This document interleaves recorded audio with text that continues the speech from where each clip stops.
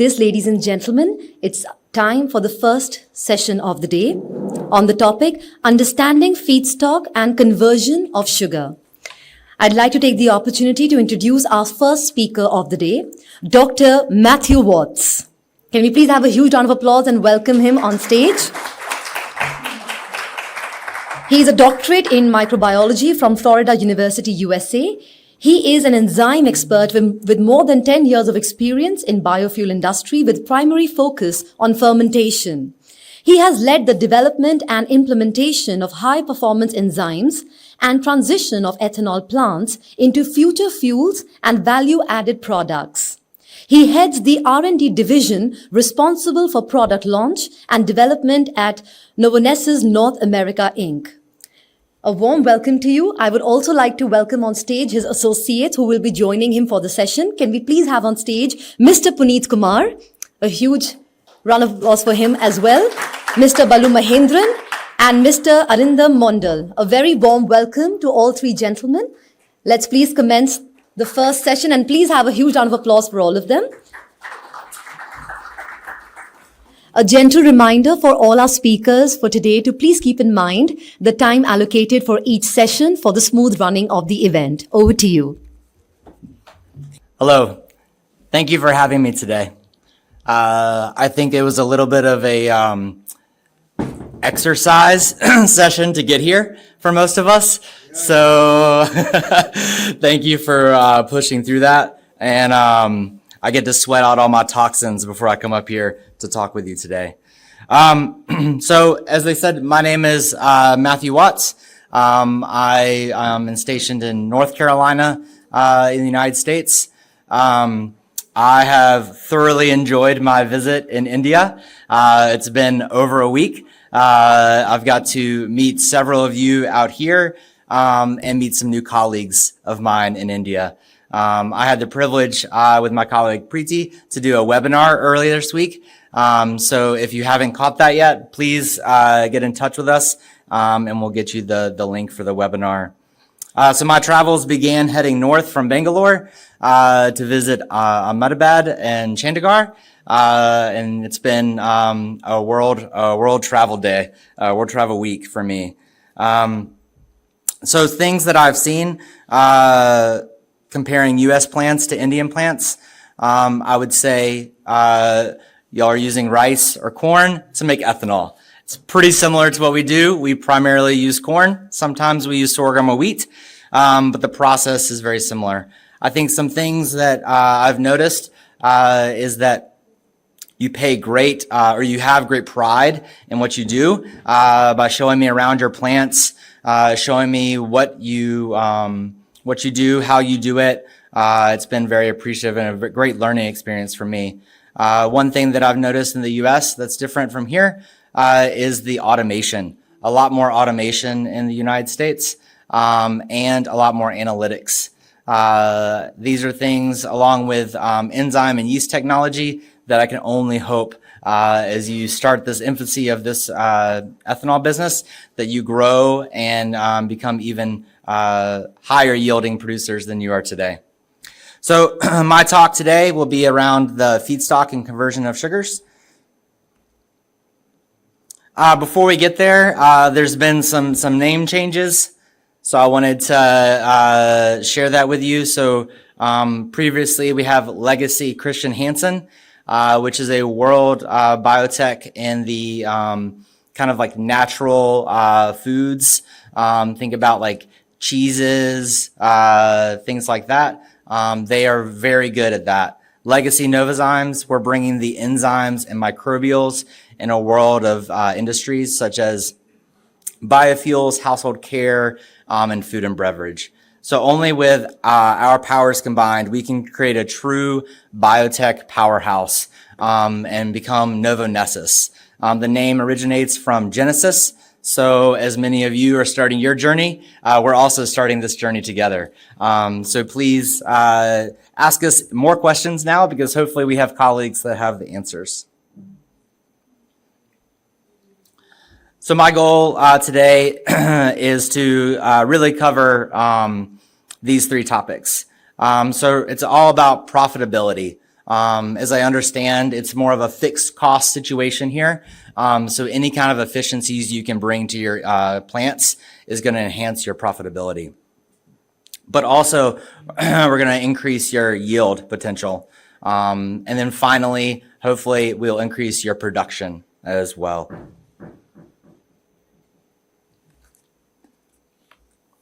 So I'm set out to talk about two of these three topics. My colleague VJ will talk about the byproducts.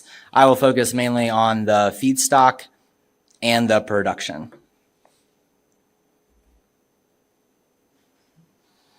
So let's talk about the feedstock.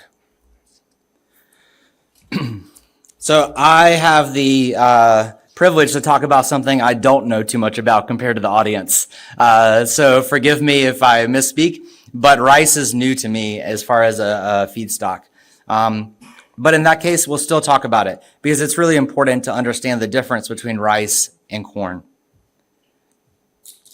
So here we have good quality corn, moderate quality corn, and poor quality corn.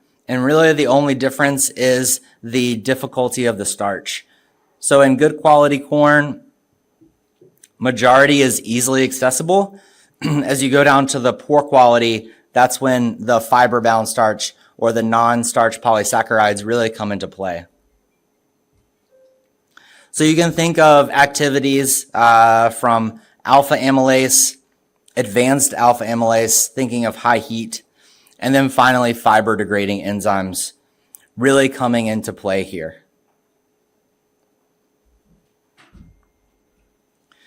Then there's parboiled rice. It's similar. There's some minor differences, but one of those is the pretreatment of the substrate. So now you're getting the Maillard reaction with this heat. So now your sugars and your proteins are binding, creating a retrograde starch, which is making it even more difficult as this material is not going to be fermentable.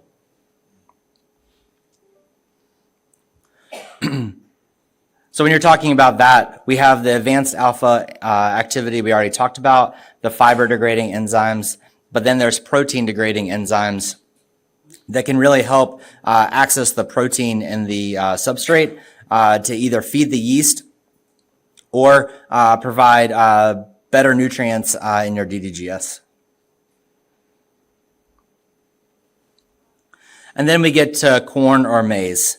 There's really, is my understanding that this has just entered the market here in India as a substrate for ethanol production. This is something that we've dealt with the U.S. for a good while now. And it's something new to me in understanding the differences between the rice and the corn. For one, the non-starch polysaccharides here in red, you can see now they've increased, but they've also surrounded the starch.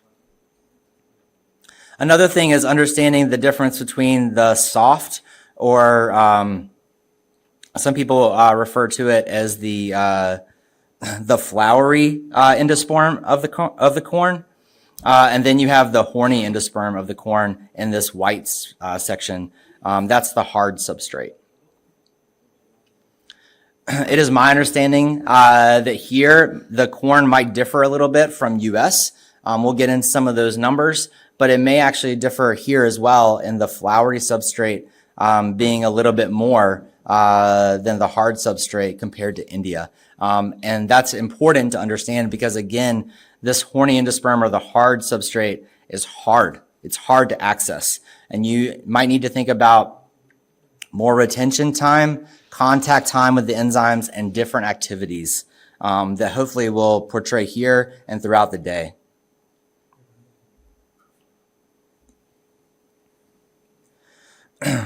So, of course, there's always alpha to break that viscosity, to make sure that the substrate can go through your plant. Then you have the fiber degrading enzymes that are in the next slide. I'm going to show you how they open up the substrate for you.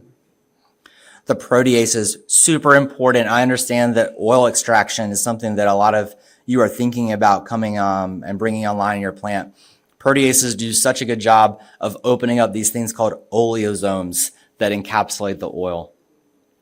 And then finally, you have advanced glucoamylases that get involved into fermentation and breaking down this material as well. But before we go there, I wanted to show a really good visual of what these enzyme activities are doing in breaking down the feedstock. So this is a little bit more from a publication of what the corn endosperm looks like. And I just wanted to zoom in for a minute so you could see, again, just pointing out that flowery endosperm, the horny endosperm, the hard substrate. It's all encapsulated by these non-starch polysaccharides, as well as the oil located mainly in the germ.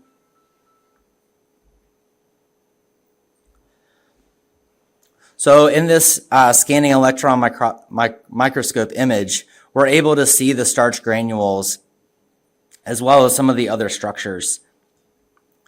I keep saying fiber degrading. Think of cellulose. Think of things like that in the cell wall and other places within the corn that basically just cover all of that good starch that you want to access.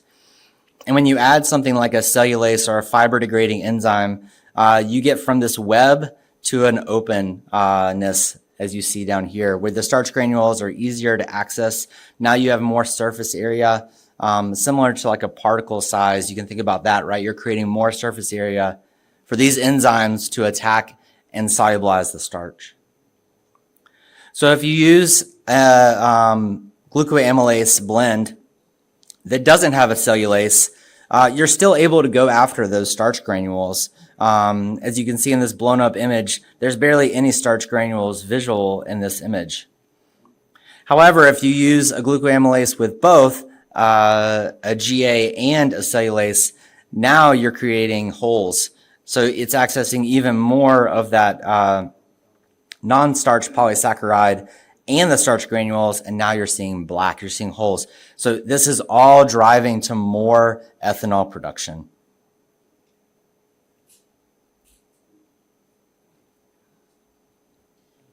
So, in summary of this section of the talk, different feedstocks require different combinations of enzymes so you can maximize your yield. You've been focused on rice, and rightfully so. It's easier for you to access these. It's great for making your plants really efficient. And now you enter this really complex corn, but how do we access all of that potential that's sitting right there in your plants? So what is the common factor between all these feedstocks that we want to access? Is it starch? Well, from the talks that I've had this week and hearing a lot about the industry, starch is measured by acid hydrolysis. So if you look at this chart, we have the different substrates on the x-axis leading from raw rice all the way to corn. And then we're looking at starch on a wet basis, and we're looking at acid hydrolysis. And so you can see we're starting at 70% with rice, moving all the way down to 61% with corn. But there's something we're missing there. This is total starch. So this is, if you break apart this with a chemical, what can you access? But we're trying to use enzymes. So if you switch the actual sugar potential that's in that feedstock, we look at this delta, we look at this drop. And so if we look at enzymatic starch, we drop from a 61% on a wet basis to 55% on a wet basis. I'm not saying that that's the number that you have. I'm just letting you understand that there's probably a delta between your acid hydrolysis and your enzymatic hydrolysis, what you can actually reach right now. And just for reference, I put the U.S. starch information here from the 2023 report, the U.S. Grain Council, showing about 60% starch as is. So hopefully you can relate that to what you're seeing and compare that to what the U.S. market's about. But just think if you could use different enzyme potential, different enzyme activities and different things to go after more than just the 55% that's sitting there. So I talked a little bit about the beginning. What's the difference between the Indian market and the U.S. producers? And again, it comes back to analytics. They dive deep into the substrate. They dive deep into their process to understand every little penny they put in, how can they get 2 pennies out? So they use an enzymatic method to analyze the sugar potential. They use this is showing a megazyme kit, but there's other ways to look at the enzymatic starch in your substrate. And then some customers even go a step further and they do bench scale liquefactions, fermentations to really understand, okay, am I putting in what I need to, or can I up the dose just a little bit to increase yield by 1%, 1.5%? And then other instruments in play. I've heard from some of you that you're gaining NIRs, near infrared spectrometers. These are going to be crucial to understanding, just by measuring a cup of sample, what is in there glucose-wise, degrees of polymerization. It measures things like starch, solids, all at the click of a button. There is some learning curve there, don't get me wrong, but I think it's something that's worthwhile. I think it's something that's going to benefit you in the long run. And then another instrument that's been really important in the U.S. industry is the HPLC, the high-performing liquid chromatography. This is important not just because they're able to quickly analyze a sample and tell them what's going on. It's important because now that they can go investigate if something is wrong, say if a contamination takes hold of a fermenter, they don't wait 7 days or 3 days where now 4 fermenters are infected. They're able to do it within 12 hours and put some kind of antibiotic dose in there and knock it back so that their process is able to run efficiently.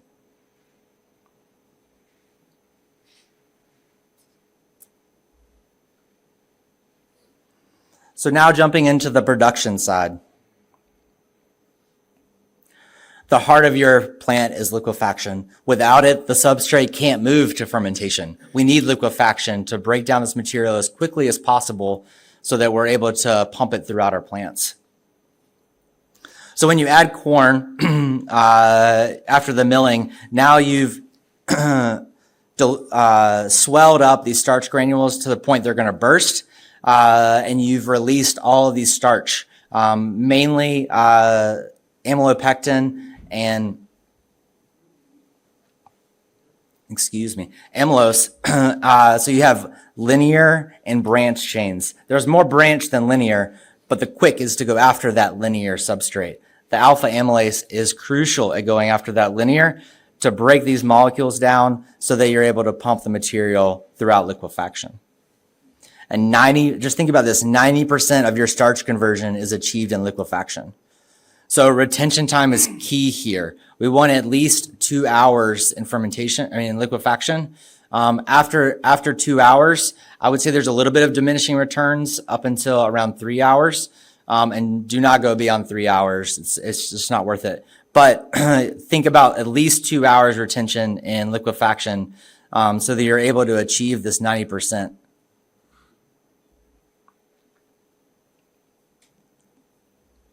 Some process conditions critical to achieve maximum conversion efficiency. Grinding. I've been hearing a lot this week. Particle size. What's your particle size distribution? Does it make sense with the US? The US actually has a little bit higher particle size distribution. I'm not saying you should match that, but I'm saying understand what the enzyme technology can do now. And do I need to grind down to 300 microns or less? Or can I bring it up to 400 microns or something like that so that we can create a more efficient process and we're not overusing our energy or our recycle. Diluent streams. I understand from thin slop to condensate. I got asked a lot this week. Should I use thin slop into my mixer or my slurry tank, or should I use just condensate? I can tell you with protein engineering, these enzymes have become robust. So there's wider pH ranges, wider temperature ranges. But that being said, understand what is in your process and what you're pushing around. But the thin slop is totally fine to use. Just think about ratios. And then lastly, process parameters. Control, control, control. You want to make sure you understand the pHs, the temperatures, and the times, and you want to keep those as consistent as possible throughout your process so that you're able to maximize your efficiency.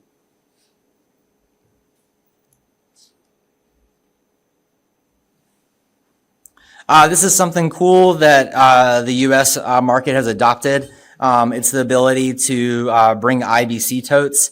These can range in size, but I would say most of them can hold around 800 kilograms of enzyme. And then they use a series of pumps and tubing to pump the enzyme into liquefaction tanks, sometimes even fermentation tanks. This again points back to what I talked about before, automation. The U.S. market is really good at automating processes to limit either human error or just the ability to understand what exactly is going into my process.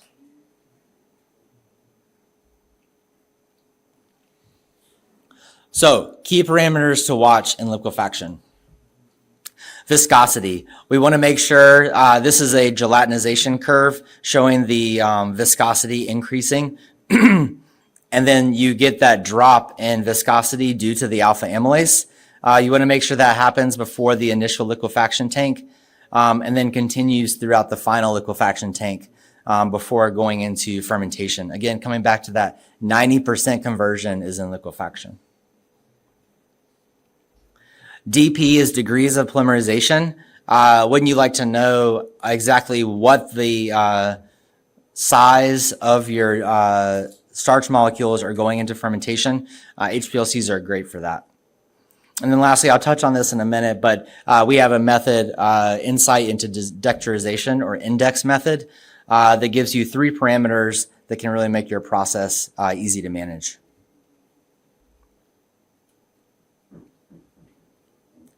So from what I understand, residual sugars is a good metrics for you to use in liquefaction.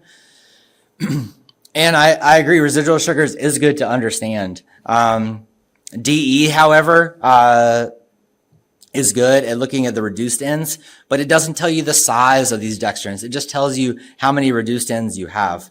And so when you're looking at a residual sugars of 6%, is that all DP4 or larger? Is it all DP2, which is one of the hardest substrates for glucoamylase to attack?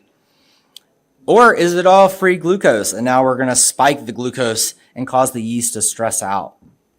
These are all good things to understand.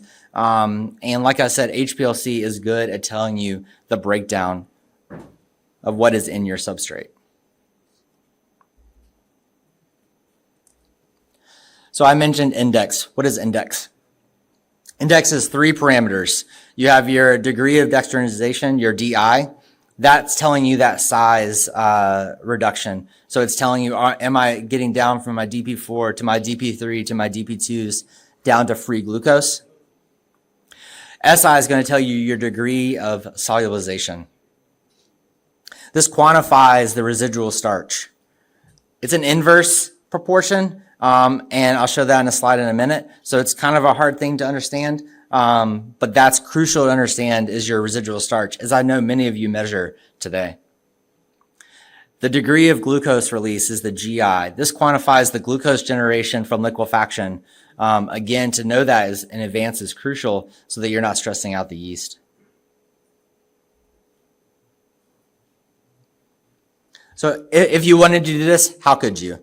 Step 1, buy an HPLC. There's actually other instruments that can help you get there too. So please come talk to us and we can figure that out. There's a standard operating procedure that you would go through for the sampling. And then of course there's the analysis phase. And then finally there's a calculator that we can give you to calculate these 3 parameters and you can understand what the substrate is doing in liquefaction.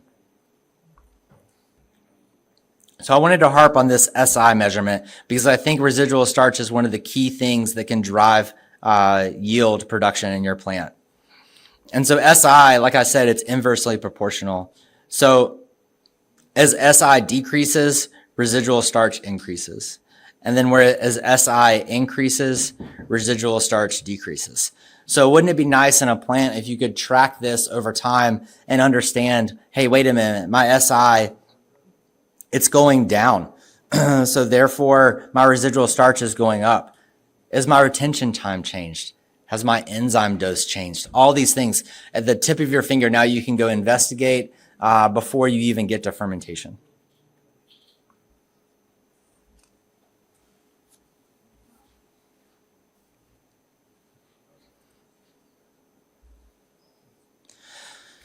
This is a little visual showing you the difference between alpha amylase and glucoamylase. Alpha amylase is just going to attach, detach, and reattach to hit all these linear points. But again, you don't know the size.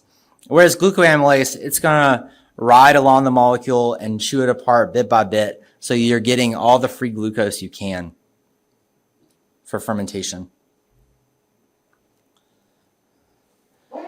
So just briefly, fermentation, of course, is a combination of enzymes and yeast, but it's a delicate balance that I think even we walk in the U.S. of understanding the balance in all three of these components.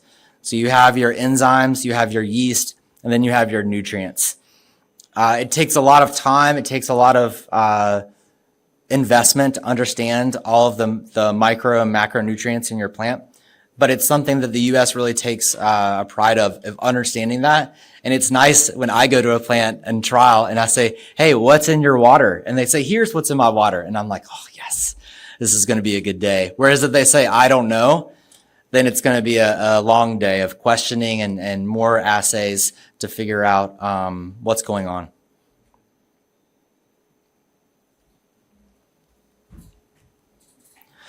So ensure complete conversion of dextrins while maintaining controlled release of glucose. Again, with that residual sugar measurement, you're seeing the breakdown, you're seeing the conversion, but you don't understand the stress on the yeast. Is it above that 4% mark or is it below?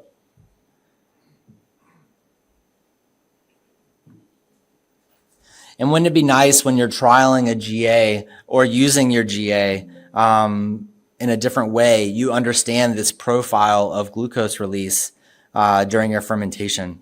So this is ferm time on the x-axis and an HPLC metric of glucose percent weight per volume on the y-axis. And you can see how the curves change over time based on either dosage or molecule used on how to get there.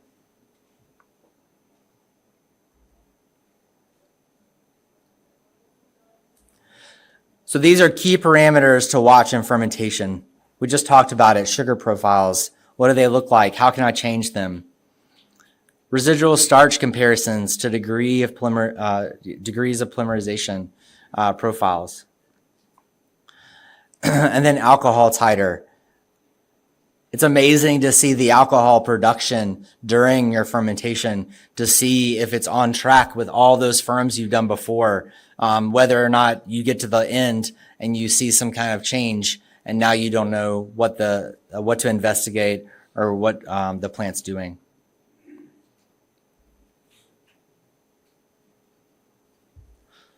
So I've talked a lot about data and the importance of data. It's my job to review the plant's data and share that back with them. And it's such a thrill when we show them back the improvement of a process or improvement of a yield number with lots and lots of data, so that it's not me telling them that it's happening. It's showing them what they already know. They can see it in their plant. I think we hear in today's world digital solutions, right? Like we hear AI, we hear all of these big things, but it's about simplicity with data. It's about understanding what that data can do for you. And I think that's where something like field instrumentation and programming can really benefit automation, but as well as benefit efficiency in the plant. And so think about if you put in your substrate, and now you're not having to take that substrate in the lab and analyze it to tell you what's there, but rather instantly you can track the flows. You can track what's actually coming in using a direct NIR system and other ways. And then you could control things. You could control enzyme delivery based on that. So if your starch content all of a sudden went up, you don't have to like get on the phone and call people and tell them, hey, we need to increase enzyme. It's automatically done. And then you can track your usage over time. And here's just a quick example of what that could look like. You could pull up a dashboard that shows you your flour mass flow, your alpha dose, your slurry density, and you could track that over a month, 2 months, a year, and see how that's changing throughout your process. So to summarize today, we talked about maximum yield, feedstock profiling, choosing the right enzymes, sugar potential, enzyme blends. We talked about maximum production, high DS operation, optimized downstream. And we talked about profitability. Think about automation, enzyme skids, new analytical methods, and digital solutions that can change your plant. So with that, thank you for allowing me to speak today and listening.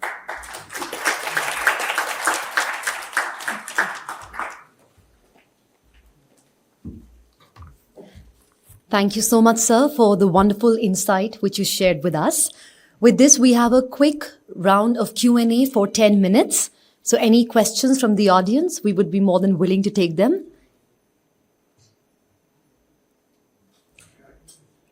Yes, sir. Hi, good afternoon. My name is Ram. I'm from a company called Novonesis. We have been using your product for the last year. We have some struggles in terms of getting the right guidance. When we talk to your colleagues and ask them to compare with the kind of enzymes that you're using in the North American market and ask them, are we getting the same product here? They assure us that we are getting the same product.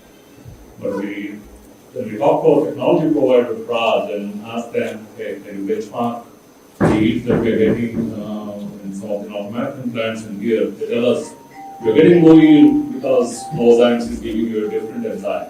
You are not getting what is available in the North American market. Please throw some light on that. Before you take that question, may I please request the audience to keep your mobiles on switched off mode. Thank you. I have a couple of questions. You can give me a total response from that. Okay. The second question is, we see a standard enzyme data sheet that comes with a recommended dosage. Is that dosage number arrived by doing either a bench level test or a field level test with Indian substrates? Or is it a number thrown at us by picking up some feedstock out in the West? Okay. Third, a while back your colleagues were brought on another technologist from I think University of Illinois, Dr. Vijay Singh. He had been pushing this theory that until unless you do a secondary grind between your ILT and FLT, you are not going to see higher yields. But when you talk to the milling guy, Bueller, he says it's not at all needed. What is your take on that?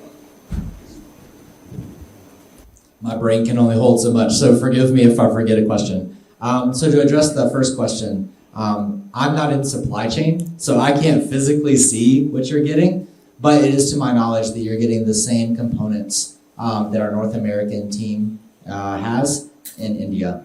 And so with that, I can assure you if there's any problem with activities or something like that, we could easily address that in the lab to make sure. But that's my understanding. Maybe we'll just add one comment here. Maybe there can be a gap of say 6 months. See, because we develop the product, of course, based on Indian raw material and also US raw material. Sometimes they take first, and to introduce here, from the system perspective, it may take 6 months. There may be a gap of 6 months. Matt, just adding to Shiramji's question, actually, what he's concerned is that he's using a product called RevoX and Spirizametic T. Is that product which I've been using in US or Northern America? Because there is some confusion in the process of being there that RevoX is not using in the US. Okay, so I've been told many times actually about it has been a higher market share. And is that same product we are getting in India? Yes. All right. This is where the brain comes in. Your second question was around the VJ-Sing, Yeah, the second the secondary grind. So there is a technology in the U.S., selective milling technology. ICM is like a proj in the U.S. They design plants and things. They do have a lot of plants running the selective milling technology. Basically, the idea here is that they use rolling grinders, so they're able to crush even more. And it is like a secondary grind. But that is beneficial, but I don't think that's where all the yield is coming from. A lot of yield in the U.S. comes from GM yeast, and the GM yeast is able to decrease glycerol and increase your ethanol yield. And so it gives plants a tremendous advantage over, say, like an ethanol red or non-GM yeast. But hopefully we're bridging that gap with a non-GM yeast that hopefully will reach this market soon.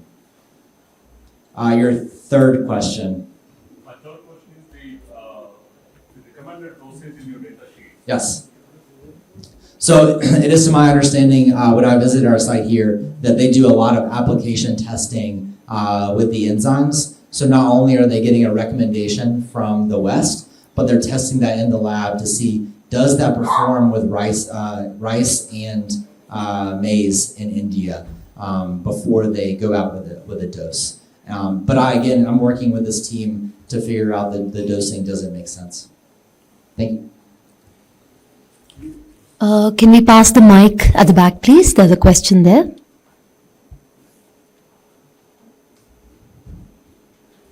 Could you please tell us about some of the typical and gold standard yields and RS and residual starch levels in the different raw materials in India? Can I tell them about the materials in India? Can you please repeat the question, please? Could you please tell us about your experience with respect to typical and sort of gold standard yields of ethanol from the different raw materials in India? So like you talked about raw rice, parboiled rice and corn. What are the typical yields you're getting from Novonesis? What do your data sheet suggest? Maybe Baru, you can- And also yield and residual sugar and residual starch. Yes, I'll take it. See, regarding about yield, it also depends on the starch, what it's coming in. It varies, again, the feedstock composition levels. From the maize point of view, it will be a 380 to 400 based on the starch availability. If it is a higher starch, you'll get it. I see the plant who have been getting a more than 405, 408 close to.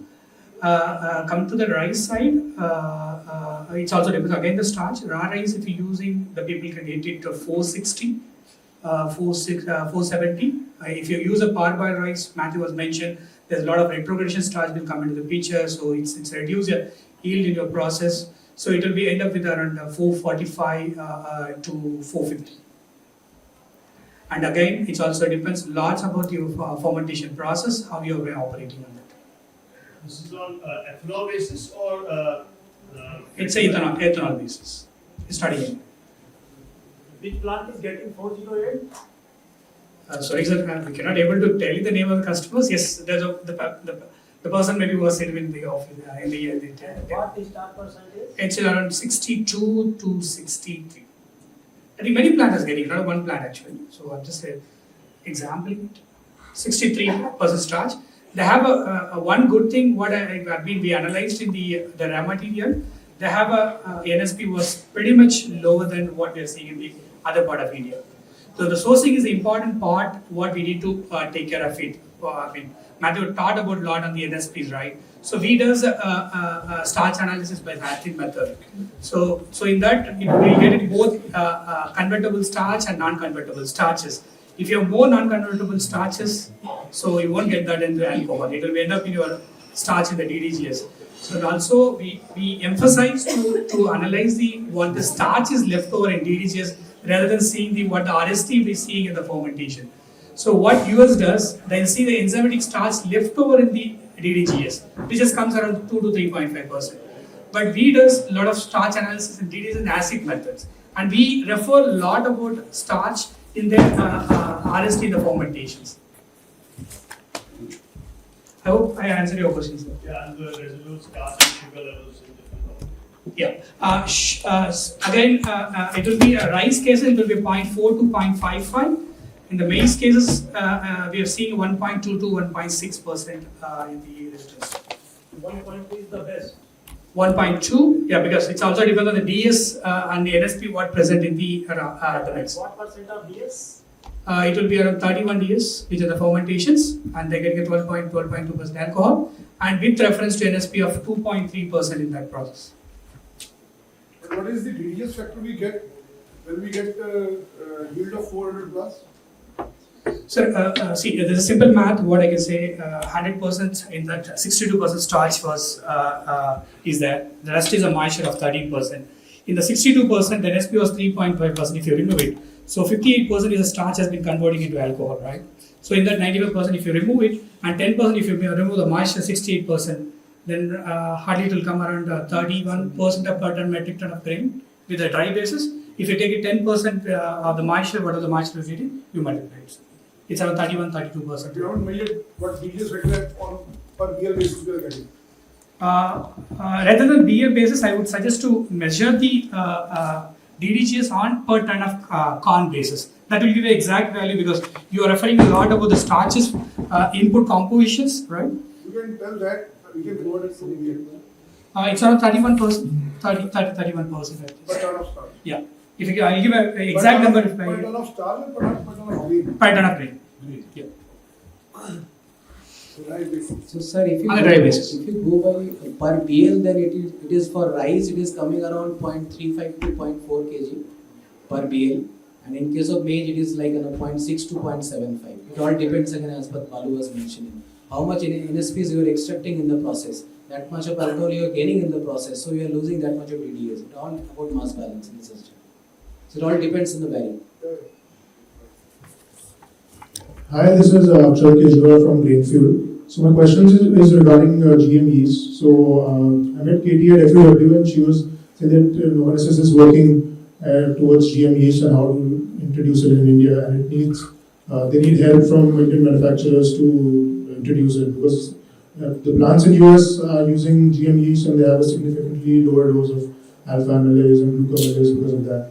So I want to know what's the next steps Novonesis is taking for that.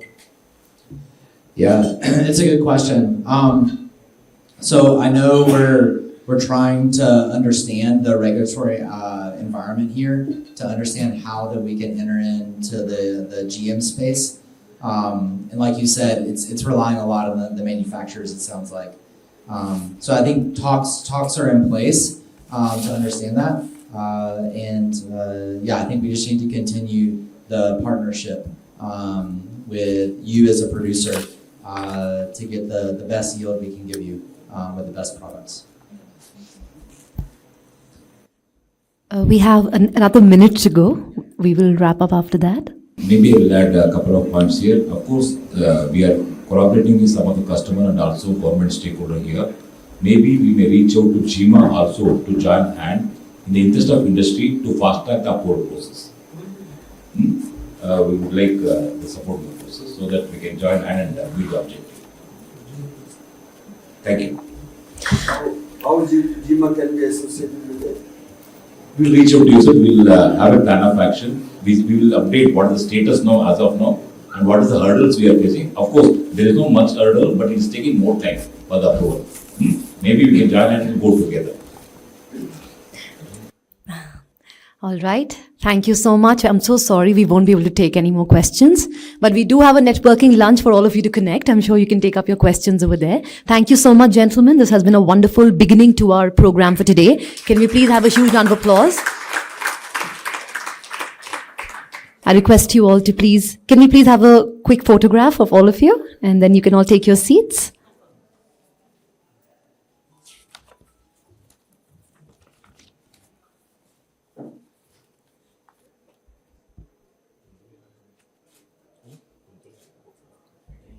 Thank you.